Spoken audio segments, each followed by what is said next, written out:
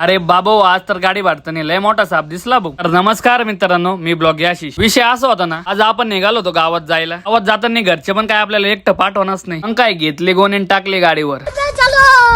Direct आता आपण गिरणीवर जातो भाऊ. तिकडे जाऊन पहिले गोणी खाली करतो, कारण घरून आहे ना लय मोठा आदेश आलेली. घरी येताना ना मला तुझ्या संगती गोणी पण पाहिजे. आता इथे आहे ना गावाचं पीठ करायला लाईटच नाही भाऊ. आता असं ऐकून आहे ना मला एक काम आहे ना डायरेक्ट आता शक्यच वाटायला लागलं. आणि एवढ्या टेन्शन मध्ये ना माझ्या पोटाला पण लय भयानक भूक लागून गेली. म्हणून डायरेक्ट पाणीपुरीच्या गाडीवर येऊन पोटाला शांत केलं पहिल्यांदा. आणि मग गाडी एक्सचेंज करून आहे ना बना निघालो घरी जायला. आणि आता आहे ना एवढी पाणीपुरी खाऊन डायरेक्ट एवढी मोठी गाडी भरायची होती आपल्याला. इथं गाडी पशी आल्यावर आहे ना इथं आपला एका माणूस दिसत नाही. त्यांना पाहायला झोपडीत आल्यावर त्यांचं इथं गाडी सोडून आंबे खायचं काम चालू होतं. तेवढ्यात बाहेर आहे ना आपला मित्र येऊन थांबेल होता. आणि तो आहे ना बऱ्याच दिवसानंतर आपल्याला भेटायला आलता भाऊ. आज काय त्याच्या संगत आपलं थोडं बोलणं करून लगेच झोपलो भाऊ आपण आपलं काम करायला. आता आपलं काम तर एकदम मस्तपैकी चालू होतं. पण आपल्याला आहे ना तेवढा मोठा साप दिसला ना, मग आपली पब्लिक आहे ना त्याच्यापासून एकदम 0 मिनिटात गायब झाली.